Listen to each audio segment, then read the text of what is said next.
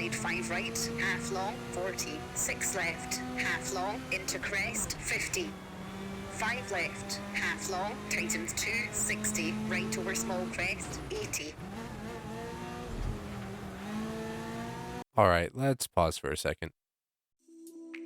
If you're watching this video, you're probably in a similar situation that I was in when I first heard about rallying, where I had genuinely no clue what was going on. In today's video, I'm going to cover everything you need to know about rallying in the new WRC game by EA Sports. There's a lot to cover, so without further ado, let's get started.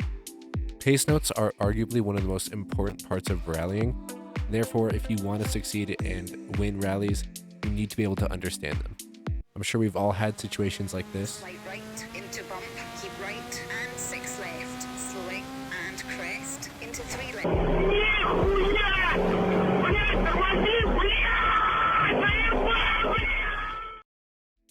Now, while pace notes might look complicated from the outside, once you learn them and start to hear them more often, they become really quite simple. Let's start with the basics. The most common pace note you're going to hear is a number followed by a left or a right. The number represents the severity of the corner coming up. As an example, a 1 or 2 left is going to be like a tight corner that you really have to slow down for, while a 3 or a 4 left are going to be a corner that you can usually take with a little more speed, but you're still probably going to have to brake for. While a 5 or 6 right is going to be a corner that you can most likely take flat out depending on the surface type. Now, a great way to look at this is to relate the number of the corner coming up to what gear you should be in during that corner. This isn't always going to be the case. There's a bunch of things that could change this, but as you're just getting started, it's a good way to look at it. Also good to remember that the pace notes being read out to you are usually one corner ahead so that you know what to expect while you're exiting your current corner. There are some pace notes that describe the upcoming corner without the use of a number, like an acute hairpin left or a square right. These just describe the next corner coming up in more detail than a normal number could. A hairpin corner is a corner that's usually tighter than a 1 left or right, and an acute hairpin is the tightest corner you're going to find on the rally. This usually requires the handbrake to make it through. There's also some corners referred to as squares. These are 90-degree turns usually taken in first or second gear. A flat or slight corner is usually a corner you can just take pedal to the metal flat out as fast as you want. A good thing to remember is that exit speed out of the previous corner is a big factor here. If you're only going 10 miles an hour through a 1 left, it's probably going to be flat, but if you're pushing 130 through a 6 right, you're probably going to have to slow down a little bit. Your co-driver's job is to give you as much detail as possible in a short amount of time, so listening to him but also looking ahead and seeing the course for yourself is crucial for a good rally. Your co-driver is going to yell at you about a lot more than just corners. For instance, if a corner is called out followed by a number, that refers to a straightaway after the corner in meters. So like a 3 left 100 means that after this 3 left coming up, a 100 meter straight is going to be right after that. Another thing to listen out for is transition corners. If your co-driver says 3 left into 2 right, that means that the 3 left they just called out is immediately going to transition into a 2 right. Widens and narrows is going to be another thing you're going to hear a lot from your co-driver. Widens basically means that the corner is, going to get wider. Same thing with narrows. Your co-driver is often actually going to give you the corner that it's narrowing into. So they might say 5 left narrows 3, something like that. So it's going to start as a 5 and then get narrower into a 3. Cut or don't cut refers to how close you should be getting to the apex of that corner. For instance, don't cut probably means there's a rock or a bush on the apex, so you're going to want to take it a little wider, while cut means that you can gain a lot of time by cutting that corner narrowly and hitting that apex a little earlier. Early or late, means exactly what it sounds like. The last thing I'm going to talk about in the pace note sections are blatant warnings from your co-driver. Sometimes you're going to hear caution or triple caution. This just means that you probably need to slow down because there's some kind of hazard in the road or just something dangerous. Unseen means exactly what it sounds like. The corner coming up is not going to be visible until the very last second. Jump, small jump, bumpy, twisty, large crest, all of those mean exactly what they sound like. It's just describing the road in front of you. Last but not least, your co-driver is going to call out landmarks in front of you. These could be bridges, gates, tarmac transitions, snow, whatever it may be, same thing, it's just describing the road in front of you. Alright, and with that, that's the majority of the essential pace notes covered. Obviously there's a lot that I didn't go over, but each section in this video is supposed to be 5 to 7 minutes long. I can make a whole separate video on every single pace note if you guys want, but for now I'm just going over the basics. Anyways, let's get into some of the more fun stuff. Next up, I'm going to talk about different surface types.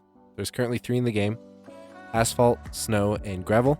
These have different types whenever it's raining, snowing, if there's ice on the road, that kind of thing. I'm going to go over them all right now, give you guys some strategies and tips to take them and race them properly. And yeah, let's get into it. The first surface type we're going to go over is gravel. Gravel is one of the most common racing surfaces in rallying, so you're going to be using it a lot. Racing on gravel is kind of like a swinging clock. Your car is constantly moving left to right, and you kind of have to use that to your advantage to swing the car around corners. Braking aggressively is really helpful to put weight on the front tires, giving them more grip, and it also takes away grip from the rear tires, which helps with rotation. Using the weight transfer of your car can be extremely useful to navigate each corner. Another technique is known as the Scandinavian flick. This is steering the car from one end to the other right before corner entry to flick out the back end of the car. This is extremely useful if done correctly, and it takes a lot of practice, but once you get used to it, you're going to be able to rip around those corners much quicker. This next surface types is one of my favorites, and it's asphalt. Asphalt has a lot of grip if you're smooth on the steering, and that's honestly what it's all about. As long as you have smooth inputs, braking, on the throttle, steering, all that, you're going to be quick around here. Asphalt has lots of grip, brake later than you normally would on a gravel stage. Sliding can be useful, but is more likely to slow you down than it would be on gravel or snow or something like that. Prioritize corner exit over cornering speed, just like you would at a normal racing circuit. Straight line speed is going to be way more important than how fast you are through the actual corner. As I said earlier, brake later, but do so cautiously. Asphalt can be super easy to spin out on if you're not careful, especially when it's rainy. It goes from all the grip in the world to 0 grip in a second as soon as that rain comes in. And for the last of the 3 different types of surfaces, we have snow. This is probably the one I struggle on the most. I don't know why. I've been doing rallying for a long time up through sim racing, and I just still haven't gotten the hang of it. Snow has a surprising amount of grip compared to the other 2 because of the snow tires on the car. They have these little spikes in them that really dig into the snow, and then you'll be surprised at how much grip you can find. Visibility is very tricky in the snow as well. Everything looks the exact same because of it, so you gotta look out for that as well and be extra careful. The snow is super tricky, so I'd recommend practicing on the other 2 first before jumping right into this, but do whatever you want. I'm not in charge of you. Next up, I'm going to talk about transitioning surfaces such as snowy or icy asphalt, rainy gravel, that kind of thing, and how it affects your driving during the rally. Surface transitions are something that happen pretty often in rallying. You got to watch out for them, and your co-driver will usually call them out. They'll say 3 right transitions asphalt or into asphalt, just so that you know it's coming. The transition can really throw you off if you've been racing asphalt for 2.5 miles and all of a sudden there's gravel out of nowhere. That can really throw you off, so you got to be extra careful. Another thing to watch out for is asphalt transitioning into snowy or icy asphalt. This is one of the worst things ever. The second you hit that snow, your car's going to want to spin. Really look out for this and just be extra careful. Alright, so we've talked about pace notes, we've talked about different surface types. Now, let's get into the actual cars themselves. These are important because, well, they're what you're going to be driving the whole time. There's a bunch of different car classes and it looks really confusing at first, but I'm going to go into detail about every single one of them, just so you guys have an idea of what each class means and how they drive.